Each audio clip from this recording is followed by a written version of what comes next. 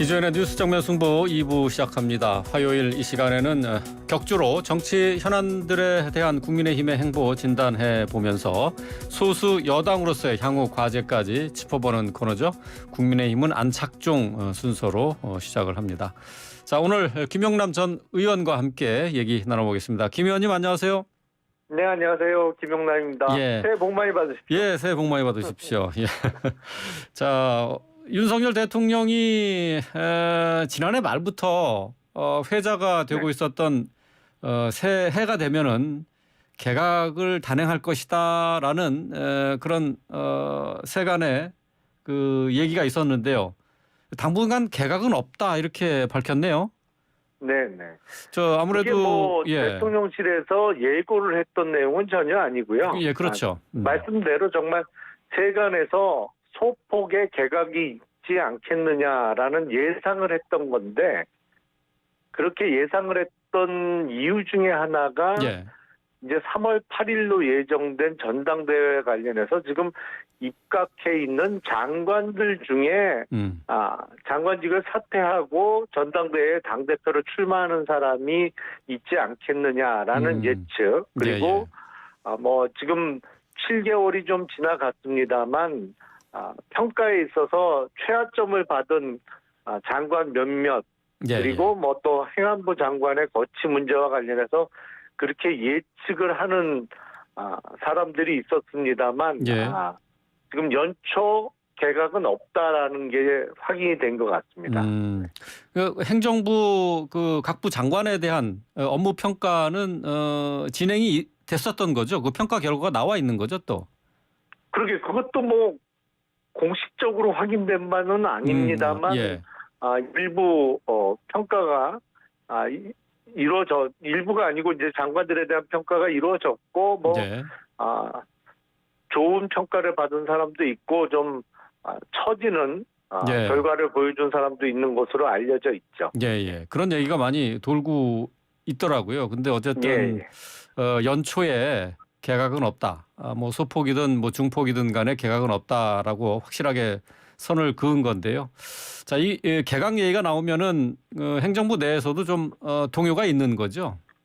아무래도 그렇겠죠. 뭐 제가 그 전에 이제 법무부에 근무를 했었는데 물론 뭐 장관은 아니었고 장관 밑에서 이제 보좌하는 역할을 했었습니다만 각부 장관들은 사실은 본인의 그 임기가 어떤 대통령의 의중과 또 본인에 대한 평가 결과에 따라서 임기가 결정될 수밖에 없기 때문에 그 부분에 대해서 무척 신경을 많이 쓰죠. 근데 낮은 평가를 받은 장관들에게 뭐 한 번 더 기회를 주기로 한 것 같습니다. 그렇군요. 자, 이상민 행안부 장관이 신년사를 통해서 2023년은 국가안전 시스템 전면 개편의 원년으로 삼겠다라고 밝혔습니다. 자, 뭐 야권에서는 이미 이 장관에 대한 해임 건의안을 통과시키면서 사퇴를 압박하고 있는데 이 장관 이상민 장관은 아랑곳하지 않고 있어요. 어쨌든 사퇴할 뜻은 없다라는 것을 분명히 하고 있다 이렇게 봐야 되겠죠. 지금 당장 사퇴할 뜻이 없는 거는 분명해 보입니다. 다만 올해 말까지 뭐 임기를 계속 할 것이냐 그거는 장담하기는 좀 어려울 것 같고요. 지금 어떤 국가 안전에 대해서 주무부처인 게 행안부인 것은 분명하기 때문에 다시는 이러한 불행한 일이 되풀이되지 않도록 시스템이나 아니면 다른 제도적인 미비점을 찾아서 고친 다음에 뭐 올해 중후반부 글쎄 후반부까지 갈 수 있을까 모르겠는데 하여튼 뭐 당분간은 계속될 것 같고 아직은 뭐 특별수사본부의 수사 결과도 최종적으로 나오지는 않는 상태이기 때문에 당분간은 임기를 계속 이어갈 것으로 보입니다. 뭐 특수본에서도 이태원 참사와 관련해서는 상층부, 지휘부까지 수사가 이어지지는 않을 것으로 이렇게 그런 분위기가 지금 나타나고 있거든요. 근데 사실은 이 이제 이 수사는 그야말로 법적 책임을 가르는 게 가장 큰 목적 아니겠습니까? 그런데 예. 소위 위로 올라갈수록 법적 책임을 지우기는 어려운 사안인 게 분명합니다. 물론 이제 야당에서는 윗사람도 법적 책임을 져야 되는 거 아니냐 하지만 그거는 우리 나라의 형법 체계를 흔들기 전에는 위는 뭐 당연히 정치적 책임을 져야 되는 거는 변론으로 하더라도 법적 책임을 상층부까지 지우기는 법률 해석상이나 어떤 법률의 안정성의 문제에 있어서도 그거는 조금 어려운 상황 아닌가 싶습니다. 네.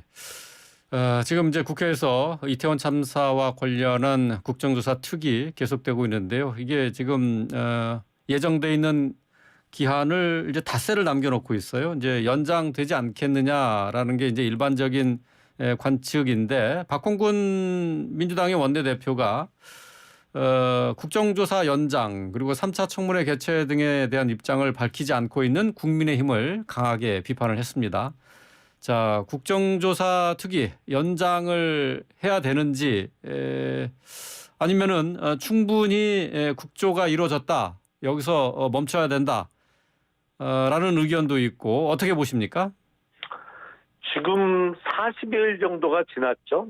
네. 국정조사를 시작한 지가 40여일 정도 지났고 애초에 합의한 기간이 45일이었기 때문에 이제 5일 정도 남았습니다. 근데 민주당에서는 연장을 요구하고 있고 다만 국민의힘 입장에서는 40일 동안 했는데 40일의 국정조사를 통해서 새롭게 밝혀진 사실이 뭐가 있느냐라는 입장이죠. 사실은 여기서 국조를 연장해서 더 한들 어떤 정치적인 공세 내지는 공방 외에 어떤 객관적인 사실을 더 밝혀내는데 국정조사가 더 필요하느냐.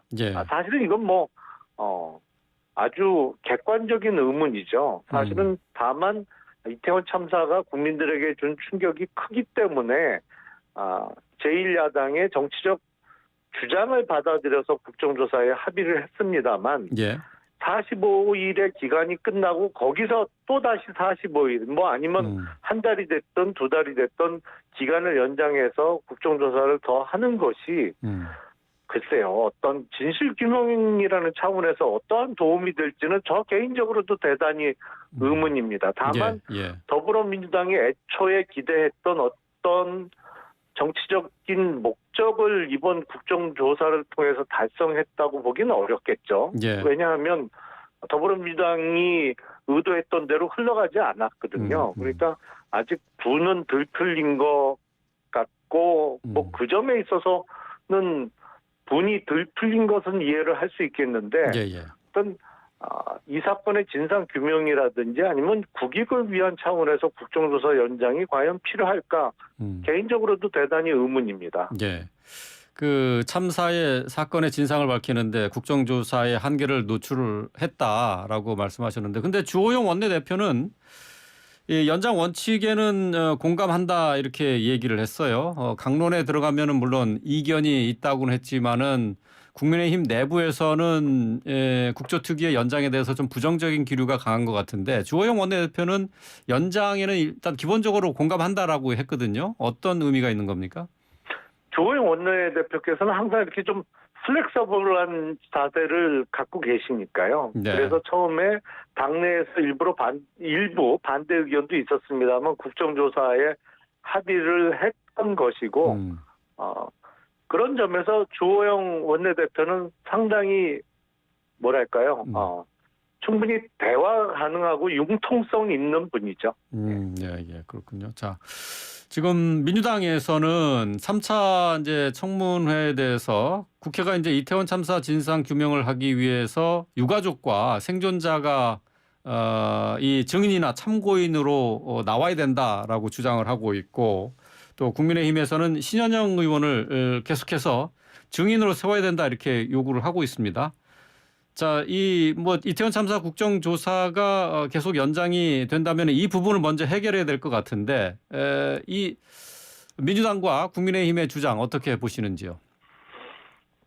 저는 그 현장에 당시 있었던 생존자가 증인으로 출석하는 것은 얼마든지 가능하고 또 필요하다고 생각을 합니다. 네. 왜냐하면 현장에서 직접 보고 겪었으니까요. 네. 당시 상황에 대해서. 그래서 어떤 직접적인 사고 원인에 대해서 진술이 나올 수도 있는 것이고요. 다만 글쎄요, 유가족의 비통함을 알기 위한 참고인은 모르겠습니다만, 유가족이 증인으로 나오는 거는 법리상으로도 맞지 않는 것 같고요. 참고인이겠죠? 네?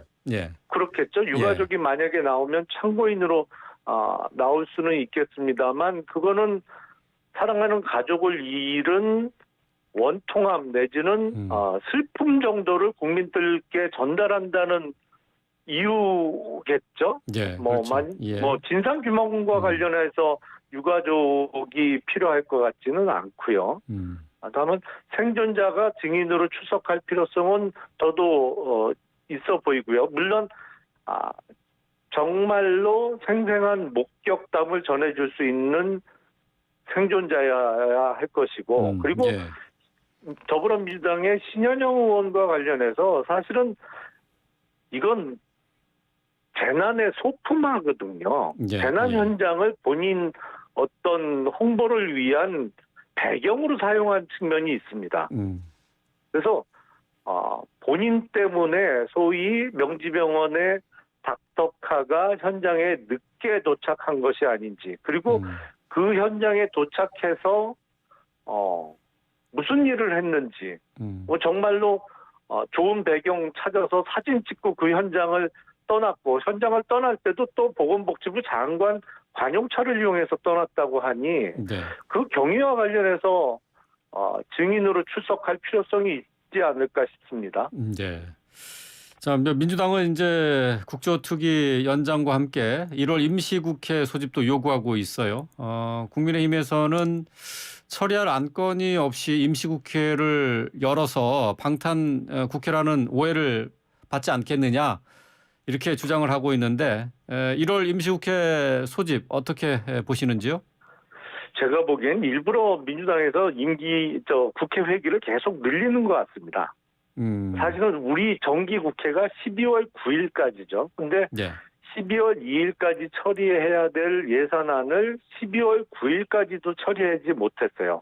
그러다 보니까 할 수 없이 임시국회를 다시 소집을 해서 뒤늦게 예산안과 일부 예산 부수 법안을 처리했습니다.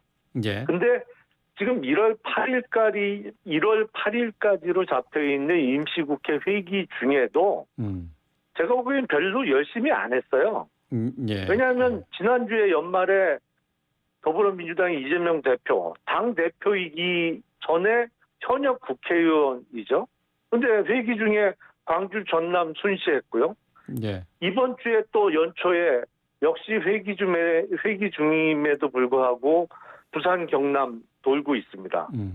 그 회기 중에 일 안 하고 계속 딴 일들 하면서 1월 8일까지 잡아놓은 임시회기 끝나고 또 바로 연장해갖고 회기만 자꾸 이렇게 찍찍 늘려서 일은 열심히 안 하고 회기만 잡는 거는 다른 이유가 있다라고 생각할 수밖에 없죠. 그러니까 현역 국회의원의 불체포 특권이 인정되는 국회 회기를 쉼 없이 계속 잡아서 혹시 있을지 모르는 이재명 대표에 대한 체포동의안을 그러니까 회기가 아니면 체포동의안이 국회 처리될 필요가 없는 것이죠. 그렇죠. 예. 그걸 위한 소위 방탄국회용으로 회기만 계속 늘려잡는 거 아닌가 싶고요. 예. 무엇보다도 회기를 정해놨으면 정해놓은 회기에 열심히 하고 예. 또 회기 끝내고 이렇게 맺고 끊는 게 분명해야 되는데 우리나라 국회는 정기국회, 임시국회 합치면 어느 나라 국회보다도 1년 중에 회기인 기간이 긴임에도 불구하고 예. 회기 중에 열심히 안 하는데 회기만 길게 잡는 게 무슨 의미가 있는지 모르겠습니다. 예. 우리나라 국회 생산성이 낮다는 그런 얘기가 되겠네요. 어쨌든 예, 일을 그렇습니다. 제대로 하지 않고 있다라는 부분인데. 자, 이제 선거 내년에 이제 총선이 예정이 돼 있는데요. 총선과 관련해서 선거구제 개편에 대한 얘기가 나왔습니다. 윤 대통령 그리고 또 김진표 국회의장이 동시에 중대선거구제로의 개편을 제안을 했는데, 자, 이게 선거법 개정 지금 내년 4월에 총선이 있는데 이거 1년 전에 논의가 끝나야 하는 거죠? 원래는 그렇죠. 예. 근데 그렇게 된 적은 한 번도 없습니다. 한 번도 사실. 없어요. 예. 예. 그러면은 선거 임박해서도 선거법 개정안이 통과된 사례도 있습니까? 그러면 항상 그렇게 했죠. 항상 그렇게 선거 해왔다고요? 임박해서 선거법이 통과되고 선거구 획정은 더 늦어지고 항상 그런 식으로 선거를 치러 왔습니다. 근데 현직 대통령과 또 야당 출신의 국회의장이 거의 비슷한 목소리를 내는 것도 저는 처음 보는 것 같아요. 예, 예. 사실은 중대선거구제로의 선거구 제도 개편에 대해서 윤석열 대통령과 김진표 의장이 거의 비슷한 말씀을 하셨는데 네. 저 개인적으로도 중대선거구제로 바꾸는 거에 대해서는 100% 공감합니다. 사실은 네. 이게 이제 여러분들이 소선거구제를 해서 즉 선거구에서 국회의원 한 명만 뽑다 보니까 예. 사표가 많이 발생한다. 그래서 표의 등가성에 문제가 생긴다.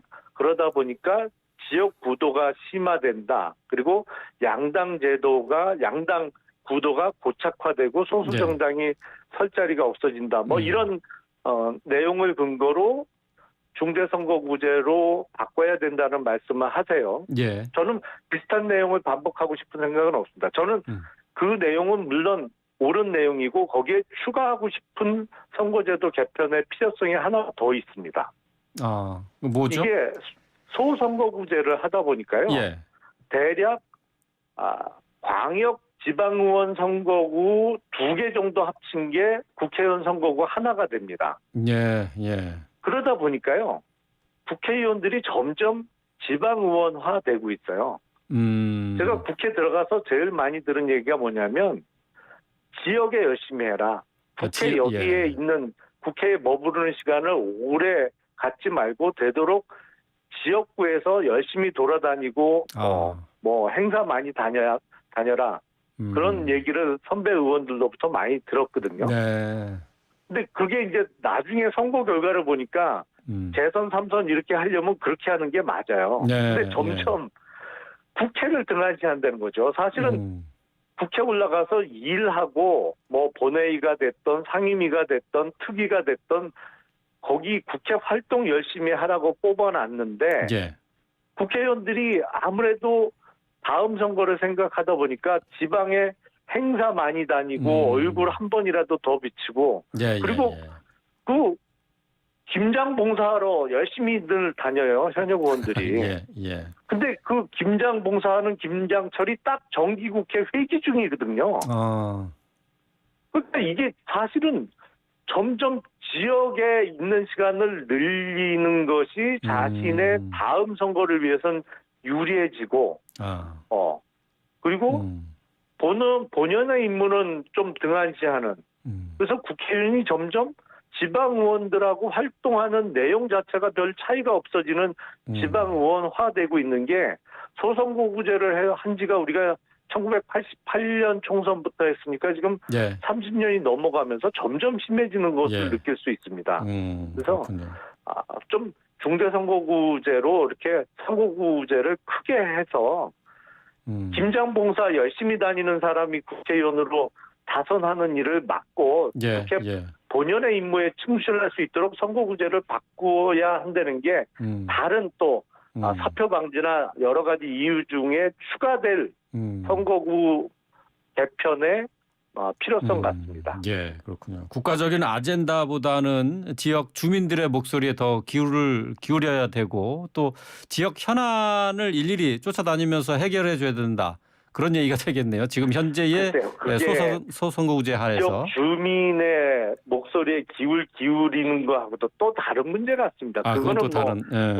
그거는 얼마든지 주말을 이용해서, 그러니까 국회에서 회의가 없는 시간을 이용해서, 아니면 요새야 전화로 하지 꼭 만나서 얘기를 할 필요가 있나요? 그런 걸 통해서 얼마든지 할 수 있는데 그냥 지역에 열심히 얼굴 비치고 어울리고 하는 거죠. 예, 그렇군요. 자, 이 중대선거구제로의 선거제도 개편, 이게 올해만 나왔었던 얘기가 아니에요. 매년, 그렇죠. 거의 매년 정치권에서는 이 문제에 대한 논의가 있어 왔습니다만은 이게 번번이 좌절됐단 말이죠. 김종인 전 국민의힘 비대위원장도 이 관련된 얘기를 했어요. 중대선거구제로의 개편 거의 불가능하다. 오늘 이렇게 얘기했네요.